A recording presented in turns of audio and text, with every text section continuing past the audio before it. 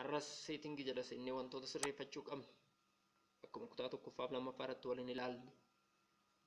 Telegiraamii kanarratti maaf xiyyeeffatte yoo jettan telegiraamiin baay'ee high security qaba. Baay'ee faastidha. Akkuma dura isinii ibsudha yaade kutaa tokkoffaa keessatti isinii ibsudha. Akkuma yaade Telegram is free, it is secure, it is fast, it is accessible and it is has large capacity. Kuni Telegramii wantoota biroo adda isa godha. Kanaafuu setting jala seennee wantoota nuti sirreeffachuu qabnudha. Arras bakkuma tana dhufna mallattoota ni qajeelfamne booda setting kan jedhu tunna setting jala ammoo privacy and security kan jedhu tunna. Asii akkasin hin dhimneef kunoo wantoota kanneen hedduu tarreeffamee jira. Isaan keessaa privacy and security kan jedhu tan click goona. Erga ishii click goonee wantoota kanneen nu tarreeffamee jira. Fakkeenyaaf jalqabaa irratti block user jedha. Nama block gochuu barbaadan tokko block gochuu dandeechuu. Lammaffaa irratti phone number jedha. Who can see my phone number? Eenyu lakkoofsa kee akka laalu. Telegram gaafa fayyadamtu namoonni hedduun lakkoofsa nama Telegram irraa fudhatu. Fakkeenyaaf nama beekne tokko gaafa bilbilte jalqaba daddafanii eenyummaa kee baruudhaan maal godhu gara Telegramitti fiigu. Maaliif Telegram irraa maqaa keessan argachuudha. Bilbila keessan gaafa Telegram irratti gashan maqaa kee fi suura kee baasaaf. Ati garuu akka namni bilbila keetiin maqaa keetii fi suura kee hin arganne gochuudhaan maal goota optionii sadii jira. Who can see my phone jedhu kana jala everybody jedha. Everybody jechuun namni kamiyyuu akka laalu my contact warra bilbila kee qabu qofa. Sadaffaa irratti immoo nobody namni kamiyyuu siin qofa. Nama itti fayyadamaa jiru san ala namni biraa akka laalu. Fakkeenyaaf ani nobody jedhaan akka namni kamiyyuu bilbila koo hin ilaalledha. Kutaan itti immoo gara gadiitti immoo who can find me by my number. Lakkoofsa kootiin eenyutu na barbaaduu danda'a kan jedhu kan immoo everybody jedha my contact. Asirraa everybody kan jedhu kanarratti soo goone my contact kan jedhu irratti soo sirreeffanne fakkeenya my contact yoo jennu bareeda ta'a. Isaan booda maal goona save jennaan. Inni lammaffaan immoo last seen and online form.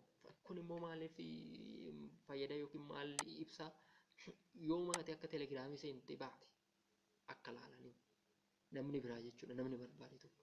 Fakkeenyaaf who can see my last seen yooma akka seentee turte Telegiraamii yooma akka fayyadamtee turte sa'aatiif daqiiqaa akka namni biroo akka laalu ayyamaaf. Everybody kan jedhu namni kamiyyuu akka laalu my contact warri bilbila koo yookiin lakkoofsa koo moobaayila isaanii irraa save godhatanii qaban qofti akka laalan nobody namni kamiyyuu akka hin ilaalle gochuu dandeecha. Kanaafuu ati kana optionii kanneen keessaa waan kan barbaade filachuu dandeecha. Fakkeenyaaf amma nobody jedheenirraa namni kamiyyuu yeroo Telegiraama seenee akka nan ilaalu godheen jira. Isaan booda maalan godha save godha. Inni biraammoo profile photo jedhu kana profile photo who can see my profile photo jedha. Asirratti optionii lama qofa nu teessisa. Lammaffaa irratti everybody jedha. Tokkoffaa irratti everybody jedha. Lammaffaa irratti my contact jedha. Nama kamiyyuu my contact warra bilbila koo qaban qofaaf namoota kanneen lama fi ayyama kennuu dandeecha. Fakkeenyaaf ammoo my contact yoo jedheen warra bilbila koo qaban qofa. Isaan iyyuu immoo namoota bilbiluma kee qaban kana iyyuu immoo wanta gochuu dandeecha. Limitation yookiin daangaa irra kaa'uu dandeecha. Fakkeenyaaf namoonni kunneen akka na laala yeroo hundumaayyuu gochuu nan danda'a. Never allow jechuun immoo namoonni akka sillaalle profaayila kee akka laalle warri barbaadu immoo yeroota kanneen keessaa fakkeenyaaf akka ati kilik irratti gootee save gaafa gootee jarri ati kilik irratti gootee kun gonguma profaayila kee arguu hin danda'anidha.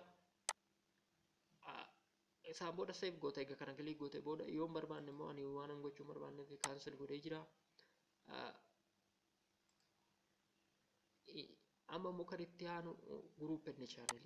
Group and channel kun baay'ee waan barbaachisaadha. Baay'ee waan barbaachisaadha. Fakkeenyaaf group and channel kan jedhu kana jalaa namoonni hedduun bakka ati hin barbaannetti iddoo ati hin feenetti joins goosisu otoo ati hin beekin jechuudha. Wantoonni akkana hedduu keenya nu mudachaa oola.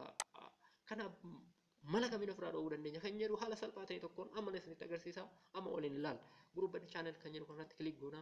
Isaan booda who can add me to a group and channel eenyutu gara groupitti na ida'uu danda'a kan jedhu kana.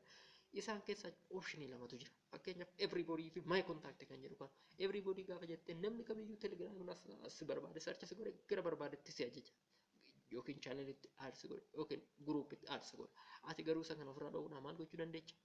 Yookiin everybody yookiin my contact irratti click godhata. My contact irratti gaafa godhatu warra bilbila kee qabu qofatu add si gochuu danda'a. Warra bilbila kee qaban kanayyuu immoo limitation yookiin daangaa irra kaa'uu dandeecha. Fakkeenyaaf always allow kan jettu namoota akka gara group yookiin channel biraatti add si godhan akka kan barbaaddu asirraa filatta. Fakkeenyaaf Ani mogee kan jedhu kun ati akkana godhu yoo barbaade kokkoon akkanatti ijoollee kan jedhu kan hundumayyuu egaa filadhee booda seevan jedhaan. Waan ani seef godhee asitti filadhee seef godhee kun gara chaanelii yookiin guruupii birootti aadna gochuu danda'u jechuudha. Maaliif anatu asitti mirga kenne. Mee akkamitti immoo namoonni akka aadnu hin goone warrumti miseensa isaanii jiru yookiin warrumti kontaaktii keenya qaban iyyuu akkamitti ofirraa dhoowwan kan jedhu kunoo never allow kan jedhu irratti kilikii goone booda inni dhumna fakkeenyaaf akkanarratti akkanatti kilik godhee namoonni kunniin save namoota kanneen asii select godhee gaafa save godhe namoonni kunniin aadna gochuu hin danda'an gara chaanaliittis ta'e gara guruupittis ta'e aadna gochuu hin danda'an garuu ana wajjin fireendii ta'anii itti fufuu wantoota kanneen telegiraamii seekuriitii telegiraamii keenya sirreeffachuu dandeenya. Telegiraamiin baay'ee barbaachisaadha. Telegiraamii fayyadamaa isiniin jedha. Yuutuubii koo immoo saabskiraayib sheer godhaa. Wantoota gara fuulduraatti yuutuubii yookiin viidiyoo kanan gadhiisu argachuudhaaf saabskiraayib gochuun dagatinaa irraa baradhaan jedhaa galatooma.